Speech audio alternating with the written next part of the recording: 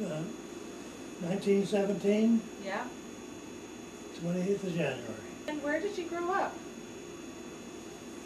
Mostly in Saskatchewan, I guess. Mostly in Saskatchewan? I was only 2 months old when they brought me to Canada. I didn't have much any say in it. Oh. Where did your family immigrate from? Minnesota. Where in Minnesota? Down in the southeast corner. Wisconsin, is Yeah, that right a cold? in the corner. Right there, yeah, Wisconsin. Just a few miles apart. Yeah. So they came up in 1919 then? They came up in 1913. Oh, in 1913? They went back. Somebody told them that something was going to happen, so they went back where they were a doctor. And what were your parents' names? Ethel Susan and just Albert. He didn't have a second name. I'm up here with 2 brothers. But, yeah, well, he and another brother. The oldest brother and the youngest all came to Canada. There was 3 families came up, all related. Like there was the Tenborgs and another family that was related to that side of the Tenborgs, and they unloaded their stuff in Maple Creek and then put it on wagons and then come out across the hills. Once they came across the hills, did they settle there? Well, they already had homesteaded it before they came out here. They came out in about 12, I think they said, and found the land that they thought they wanted anyway, and built shacks on it. Is that where you grew up? Pretty well, yeah. Yeah? And where exactly was that? Where you grew up? South and west of Constable. South and west. Okay. On Battle Creek. Right on Battle Creek. Wow. That's nice country, right along Battle Creek there. Yeah. Except the beavers have cut all the willows and stuff off. Oh my gosh, there used to be willows. Yeah. There's something about a willow. If a beaver cuts it, don't ever see him come back. So did your parents ranch or farm? They farmed. My dad, he liked milk cows. Ah! That's what they did in Minnesota, and that's what he wanted to do out here. So, and then he decided they better get rich raising wheat. But that changed his mind in a few years. Ah! So no more milk cows. Well, yes, in a way, but he was more of a mixed farmer then. So did you work at home on the farm then? Yeah, till I was about, I got left when I was 18 and knocked around the west a little bit. And then I came back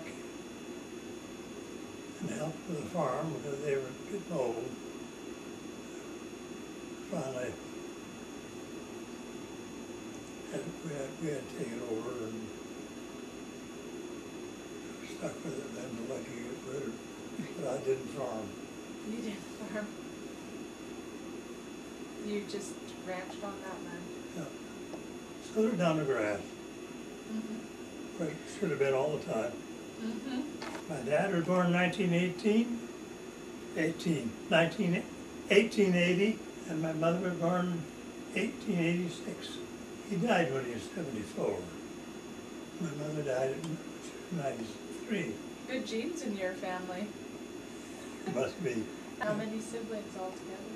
7. 7. Did things in a big way in those days. Yeah.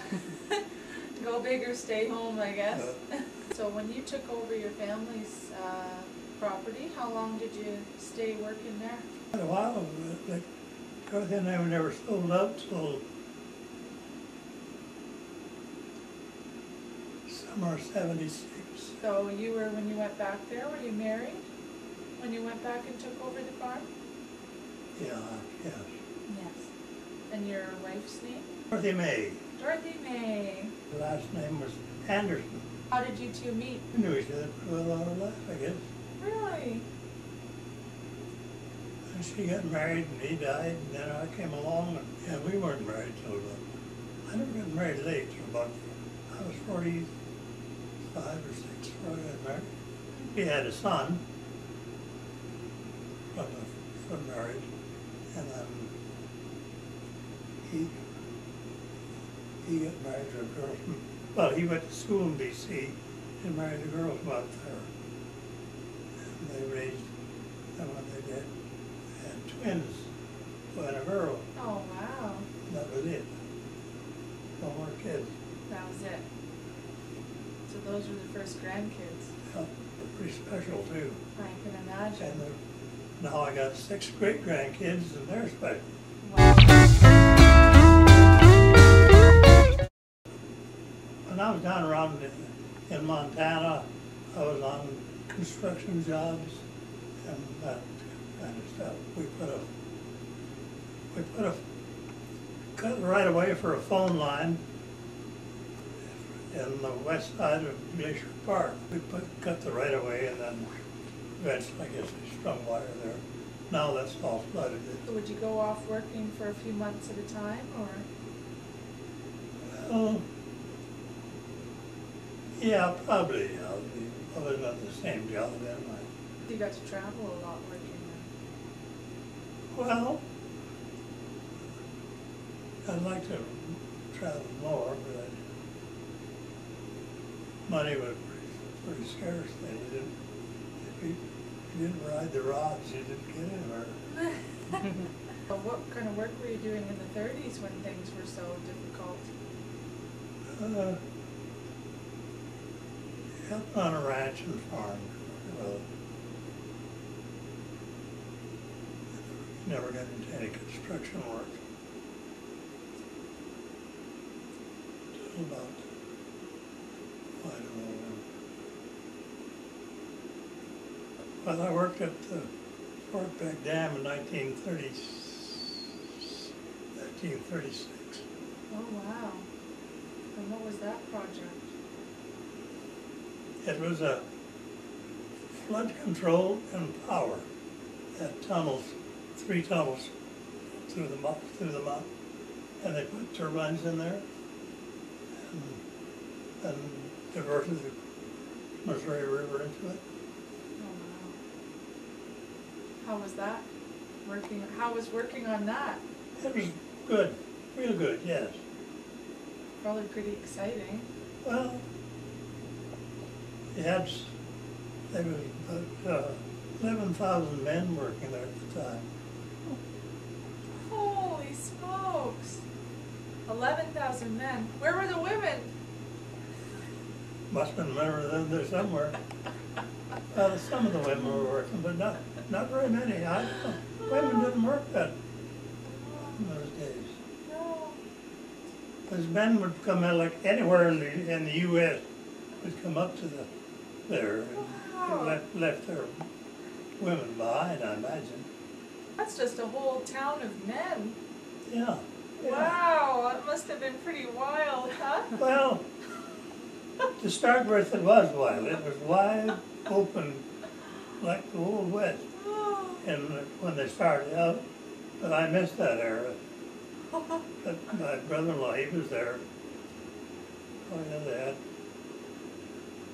dance hall singers, and they would throw silver dollars at her. And Holy smokes! I never got into that. I never had silver dollars to throw. No. Oh, there you go. Wow. So what did you do for fun up there? Like, what did people do for fun? Oh, there were shows. It took, Fort Beck, they made a town out of Fort Beck, what it was. There was nothing there, the river bottom. And they had good stores, and they had theaters and movie theaters, stuff like that, yeah.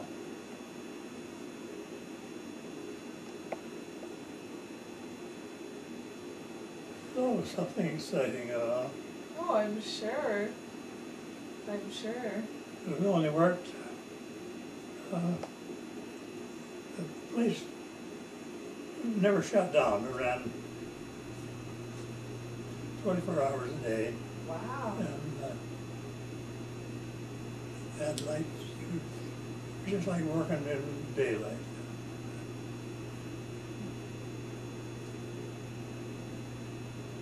So they ran electricity through there, or did they have lanterns, or how did they? No, they had light it up? electricity, oh yeah. Oh yeah, pretty modern. That was in 19, when I say I was down there, 36? Oh yeah. Oh, everything was modernized then. Did you ever get homesick? Not really.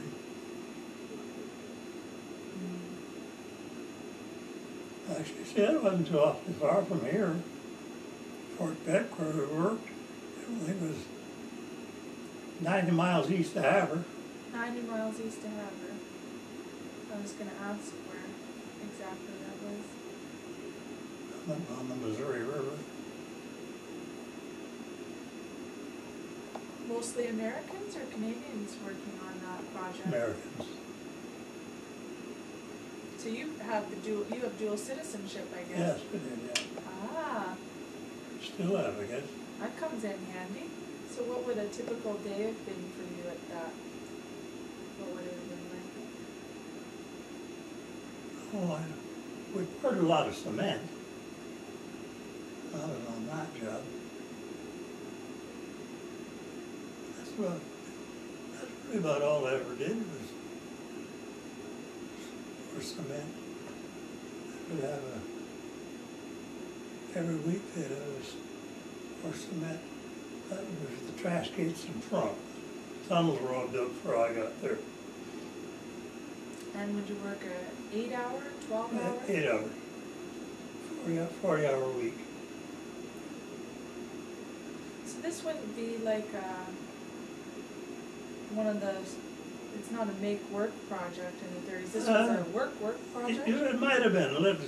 Maybe Roosevelt might have started that as that. He had other ones around there that were, but this was a necessity for floods, and they needed the power. Yeah. That's probably what they had in mind when they started. So then in 36 you would have been 19. Something like that, yeah. Yeah. So then after you were done on that project, where'd you head off to? West side of Glacier Park. That's when we put the telephone line through. When I got down there, I don't know what I did do then. Now you've worked with horses a lot in your life, haven't you? Yeah, yeah. How did you get inspired to do that? To work horses? The horse, they didn't have too many brains. And no, it was a lot, I would have rather worked for horses than a stinking old tractor. I never really did like tractor very good. Horses were plentiful. In fact, I think my dad worked horses until about 1940 before he quit. How many horses did you guys have on your property near Consol? It's just my dad, and me, and my kid brother. 3 of you guys, and you had a bunch of horses there too at that time? Yeah. Yeah? No, whatever they needed. Yeah. Did you rodeo at all? No, none. No. Spectator at rodeos ever? A spectator at rodeos ever? Oh yeah, oh yeah. Never missed many. So you've always liked them, because I remember talking with you about rodeos. Yeah. Is that one of the things that people did for entertainment? Yes, it was, definitely, yeah. Yeah? Because they would, even on a Sunday, they would have a little, summertime, a little milk cow ride or something. A milk cow. They were kidding, I don't know how old we were. Anyway, we was riding the milk cows and they would perform. I had a dog. That dog was always with me. The old dog eating at the little cow, and she lost us. Oh no. Oh. That was about my rodeo career, yes. Oh, there you go. So that was the career, the highlight of your rodeo career. Yeah, yeah, when the dog bit the cow. So what did people do for fun when you were in your 20s and stuff? Oh, there was always a dance, schoolhouse dance. Oh yeah, I've never short of that. Lots of music and Yeah, yeah. everybody played something. Did you play something? I quartered a little on a guitar, and that was it. Ah, fun. You used to play a little bit? Yeah, And what were some of your favorites to play?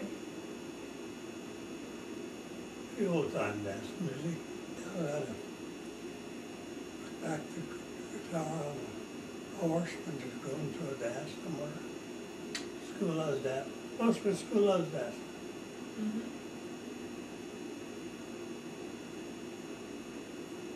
And there'd be live music at them? There'd be live music at them? Oh yeah, oh yeah. Who were some of the players who used to come and play at them? Well, we had a neighbor, the name of Herb Wilcox, and my mother taught him to play the violin. Ah, So he played, and I had a cousin played the violin, and my mother played the piano and the organ, whatever they were. then what year did you and Dorothy get married in again? What year? Yeah. 26th of March of 1964. Until then you were a confirmed bachelor? Before then, yeah, I suppose I'd call Yeah. it that. Yeah. Yeah. Nobody wanted me. Oh. Maybe you just had high standards. Maybe you just had high standards. Well, I don't know. I wouldn't think so, no. Where'd you guys get married? In East End, like church on the corner. Yeah. Right there, hey? Yeah. I don't know why we picked East End. Just lived there then. Maybe that was the reason. I don't know. Maybe the preacher was cheap. Find the cheapest preacher. Did you Could be, you know. Oh, could be, yeah. Money's tight. When did you have a party and stuff too, or? Yeah, there was a big dance back at the console then, after that. Yeah. And Dorothy's niece had her out on the farm at reception.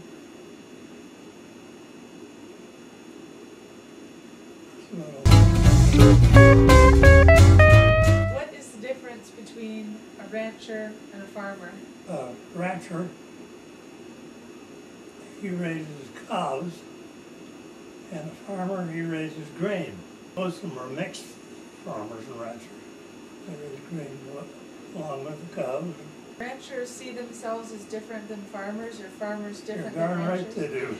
That's why I asked you. There's a class distinction always was there.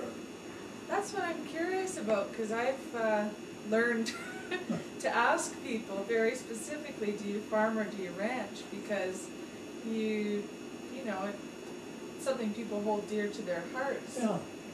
But what's the class part about? Because I'm getting a feeling that there's something there. I don't know. Just, They see themselves as different? yeah, I guess, well, I don't know what to do. I worked both ends of that, so I just can't see much difference in it. Except that I hated farming and I liked to ranch. Like generally, how do ranchers see themselves compared to farmers, would you say? I think the ranchers did. You know, they could always sell a little cow and get a few bucks for grain. It was one year deal. Mm-hmm. It seems that they're pretty strong distinctions. You wouldn't want to call a rancher a farmer, and you wouldn't want to call a farmer a rancher. Like, I just didn't know why. It's not near used like it used to be though. They were pretty sure that when they were a rancher, you were the better ones. You were an old dirt farmer. Big changes in farming and ranching Oh yeah. over the years. Oh yeah. Especially in the farming. Got these great big enormous tractors. Where ranching didn't change that much. It was still simple or What are the biggest changes? probably from horsepower to tractor power. That'd probably be the biggest change. It had more effect on the country than anything that I know of. So while it made things maybe more efficient, do you think it changed the mentality of the farmer or the rancher at all? I don't know if it changed their mentality, but they changed their way of life. Yeah. Yeah. Not so much on a rancher. They haven't really changed that much in 100 years, really. They have more modern methods of putting up hay for the whole cow and feeding it, but that's about all. How many children do you have? Had one stepson, Yes. 2 grandpeople, boy and a girl, and six great grandkids. So just your stepson's the only. Yeah. There was quite a big change in that country when they dammed Cypress Lake, and then they had water for irrigation. That was a big change in that country. Did you work on the irrigation project or the dam? No, I didn't work on the dam, but afterwards I was a ditch writer for about 2 years on the project. So. Ah. And the old timers, they tried to have irrigation projects, but didn't all turn out that good because they had to move dirt. They had nothing but horses and scrapers. I don't know if have anybody ever mentioned Badger name to you? They had a ranch there on Battle Creek. Yes, I think I've heard that name. And he worked on an irrigation project and washed out on him the first spring, and he sat down for that. He never worked after that, just discouraged him that much. What was his first name? Which Badger was it? Hannibal. Hannibal Badger. No, I don't think he wanted to call him Hannibal. Everybody, even his wife, called him Badger. Okay. He didn't like going by Hannibal. No, I wouldn't blame him really much. What year did he try to do that? Oh, that would be in the early 1900s. When he homesteaded there, somewhere that the Saskatchewan government, if they could put water on land, then they would get a flood. And even some of them had 2 townships, without Badger, had 2 townships of grassland, Wow. which is a lot of land. Yeah. Wow. But an irrigation project blew up that he just gave up. That would be discouraging. Yeah. Or it must, I don't know how many years they must have to build the weir. That's what washed out on them. And they hauled them rocks, picked them off the prairie and stuff, put in there. There was a weir just down below our place, just across the fence from us, and it was built in about after the Badgers, I think, maybe. And they just kept adding to it, and it's still, they still get the water out of Battle Creek to irrigate down there. Okay, what was the setup at your place growing up for water? The weir was down below us, so we didn't get any for irrigation. It required some land down below, and then we had irrigation for phase A. Water in that country is darn scarce. Drinking water, Yeah. Ruth and I were lucky. We had a well drilled, 196 feet down. Probably would have flowed if we'd do it in a different place, but you couldn't pump it dry. And they're still using it there. Funny, when they came to buy the place, they weren't the only one. Lots of other ones came to, inquire about it. And they crossed Battle Creek running and come up in the yard and asked what was your water supply. They wanted a well. They didn't want to take a chance on a creek going dry, I guess. Creek has gotten low a lot of years, hasn't it? Yes. Yeah. Oh yeah, you just quit running in the summer. Mm-hmm. Like probably in the last year or two, maybe. I don't know. Probably. I don't know what would keep it going. I just wanted to ask you a little bit about your neighbors growing up. Who was in that area? Oh, there were Sterlings. And you talked about Stander. He was, lived 3 miles from us. Quite a few relations around there, and they grew up there. And I can't think of any more. Oh, there was French's. I lived there too. French's and Wilcox. I'd be all the neighbors close from there.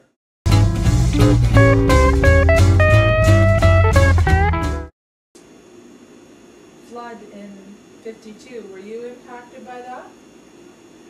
And flood, yeah. That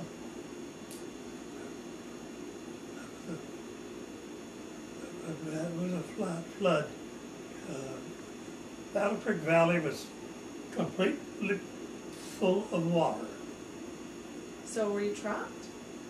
No. No. We probably were, but didn't know it.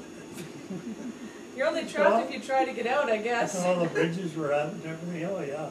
Oh. It delayed everything for quite a while that summer, or spring, whatever it was. The bridge at Reese's, you know that one, it was out and you couldn't travel there, couldn't get through there. Did you lose any animals, Norm? I don't remember ever. No, I don't think so. It came late enough in the spring. They're pretty well up on the higher land on grass then.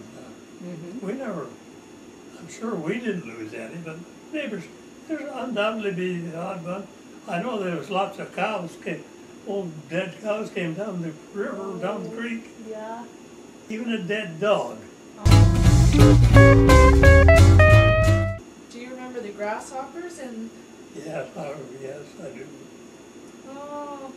Oh, did that hit you hard where you were, or? Yes, they hatched in the spring and destroyed their crop that one year. Yeah, there was no crop.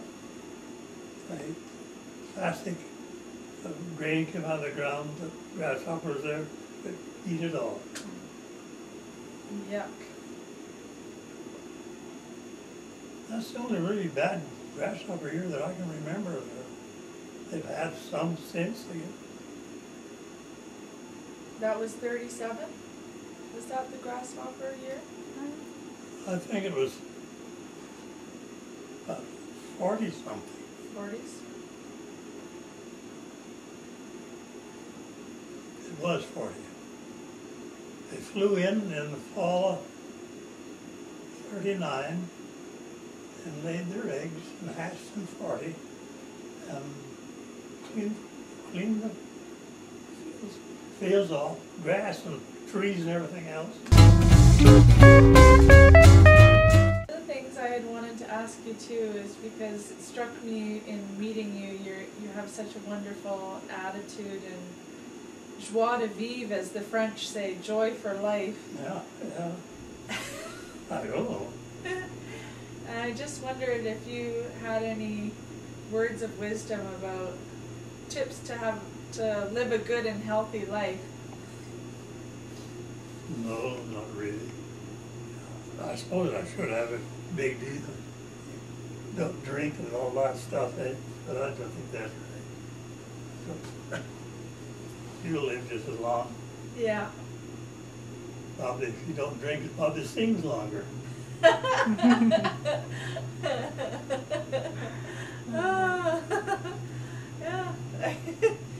Yeah, I'm sure there are moments where it would seem longer. Yeah. I agree. All the things that's bad for you, he used to say, and now that they aren't that bad anymore. So would your advice be live the life you want to live? Well, I don't know. Probably couldn't do anything about it anyway.